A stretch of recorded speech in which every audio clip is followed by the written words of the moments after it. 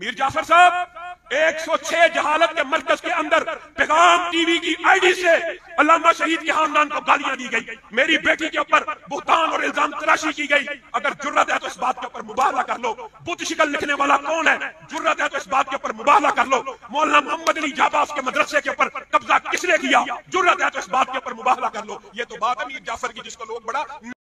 जी। तो हमने एक वीडियो का क्लिप आपके सामने चलाया जो कि पब्लिक के अंदर एक रिकॉर्डिंग थी और 19 फरवरी 2025 का तकरीबन ये क्लिप था। और उसके अंदर अभी हमने पूरा क्लिप नहीं चलाया, इसका सिर्फ एक हिस्सा चलाया ताकि वो जमात के बड़े वो देख लें कि अगर आपने इस घर से अमीर अभी अपना मुंतखब किया तो ये वही फैमिली होगी जो आपके साबका अमीर जो अब वफात पा चुके हैं उनको मीर जाफ़र भी कह रहा था। और 106 जो कि इस जमात का मरकज़ है या ऑफिस है, वहाँ पे सारे ऑफिस होल्ड हैं वहाँ पे, वो उसको जहालत का मरकज़ करार दे रहे थे ये लोग।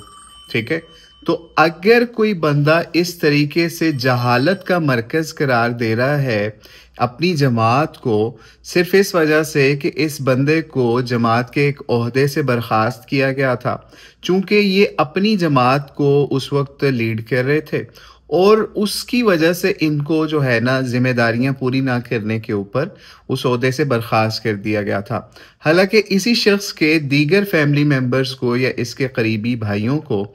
बिल्कुल नहीं जमात से बेदखल किया गया या नहीं निकाला गया। तो अब जमात को ये चाहिए, अहले हदीस जमात के बड़ों को ये चाहिए जो इस वक्त अमीर के इंतखाब के अंदर भी आगे चलेंगे, उनको ये चाहिए कि इस बंदे से रिलेटेड किसी भी ऐसे ग्रुप को, किसी भी ऐसे बंदे को अमारत के लेवल के ऊपर ना आने दें। अगर उन्होंने इनको अमारत के लेवल के ऊपर आने दे दिया, इनको जिनकी आप आवाज़ सुन रहे थे या इनसे रिलेटेड लोगों को जो अभी भी जमात के ओहदेदार भी हैं, ठीक है, और उनके नाम भी लोग ले रहे हैं कि जनाब इनको बनाना चाहिए अमीर, ठीक है, चूंकि उनका ग्रुप है, वो अपनी जमातें अलहदा होल्ड करते हैं और इस जमात के अंदर अलहदा पाँव रखते हैं और इसके अलावा उसकी इमारत के लिए भी पर तोल रहे हैं इनके फैमिली मेम्बर्स। तो उनको ये चाहिए, जो भी बड़े हैं या फिर जो भी इस जमात से रिलेटेड है, जमात अहले हदीस से, उनको चाहिए कि साजिद मीर साहब की जगह पे किसी ऐसे बंदे के ख़ानदान से रिलेटेड, उसके ग्रुप से रिलेटेड किसी भी बंदे को अमारत के ओहदे पे ना आने दिया जाए, क्योंकि उनके मुताबिक 106 जो है वो जहालत का मरकज़ रह चुका है। और उसके अलावा आप ही खुद सोचिए ना, जो बंदा जो अभी बता रहा था कि उसकी बेटी के ऊपर या उसके घर वालों के ऊपर, औरतों के ऊपर इल्ज़ामात लगे 106 से, जो कि होल्ड करते थे साजिद मीर साहब जिसके अमीर थे, तो अगर वो बंदा ये इल्ज़ामात लगा रहा है और उसी के भाई या उसके करीबी उसी जमात के ओहदेदार थे उसी टाइम पे, वो खामोश रहे इस तरह की जहालत के ऊपर, इस तरीके से पब्लिक के अंदर किरदार कुशी के ऊपर साजिद मीर साहब की, पब्लिक के अंदर अपने आपसी इख्तलाफात को पब्लिक में उछालने के ऊपर वो खामोश रहे, उन्होंने कोई इनके खिलाफ हवाले से बयान नहीं दिया, तो वो इस वक्त भी इस चीज़ की अहलियत नहीं रखते कि वो कलमा हक उस वक्त बयान करते अपने ख़ानदान के हवाले से कि भाई ये हमारा भाई, हमारा ये रिश्तेदार ये झूठ बोल रहा है। साजिद मीर साहब ऐसे नहीं थे, लेकिन उन्होंने उस वक्त गूंगे शैतान होने का किरदार अदा किया, क्योंकि उनको पता था कि एक बुजुर्ग है, शेख कबीर है, तो ये तो भी चाहेंगे तो उसके बाद हमारा ही नंबर लग जाएगा, तो देखी जाएगी फिर हम इस मसले को ऐसी ख़ानदानी तो गद्दी बना के ना मलूकियत वाला मामला करके इसको चला लेंगे। तो जिस तरह से बाकी वो लारेंस वाला मरकज़ है, वो उस तरह से ये भी 106 को भी काबू कर लेंगे। तो इसलिए ये मामला जो हैं इस वक्त जमात को सोचने की ज़रूरत है कि अब आपके जितने भी बड़े हैं उनको देखना है कि उनको क्या इसको जमात को, जो साजिद मीर साहब की जाने के बाद एक बहुत बड़ा खला आ गया है इनकी लीडरशिप का, तो क्या उसको वो उस मलूकियत वाले सिस्टम की तरफ के बाप के बाद बेटा और बेटे के बाद उसका भाई या बेटे के बाद फिर कोई, तो उसके ऊपर मुंतकिल करना है,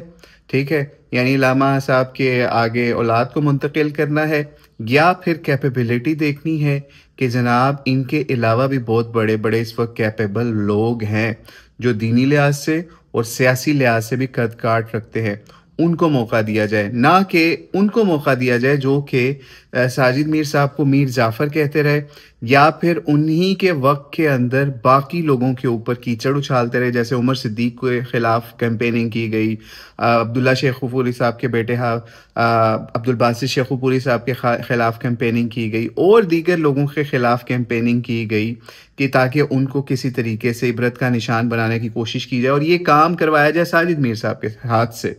जब वो ये काम नहीं कर सके या उन्होंने नहीं किया हिकमत के तहत या सबूतों की कमी की वजह से, या फिर वो ठीक समझते थे उसके ऊपर, तो उसके ऊपर आप ये समझ लीजिए, अगर ये उस ग्रुप को आपने ऊपर आने दे दिया तो समझ लीजिएगा कि वो फिर सारे काम होंगे जो साजिद मीर साहब ने कंट्रोल किए हुए थे। इनकी यूनिटी को बरकरार रखने के लिए, अहले हदीसों को जोड़ के रखने के लिए उन्होंने काम किया हुआ था कि उस तरह की ग्रुपिंग वाला मामला कम से कम हो। लेकिन फिर भी इन्होंने अपनी अपनी झैली जमातें छोटी छोटी बना के उनको सियासी और हर तरह का रंग देने की कोशिश की, फिर भी वो साजिद मीर साहब के लेवल पे नहीं जा सके। तो बहरहाल इसलिए बड़ों को सोचना चाहिए, जमात के बड़ों को, अहले हदीस जमात के बड़ों को, कि इस वक्त इस जमात को मलूकियत का शिकार या फिर समझ लीजिए बाप बेटे वाली सियासत वाला शिकार ना होने दें। नहीं तो जो भी, अगर आप उस तरीके से मलूकियत का शिकार इस जमात को कर देंगे तो फिर वही होगा जब एक बादशाह के बाद जाने के बाद दूसरा जब आता है और उसकी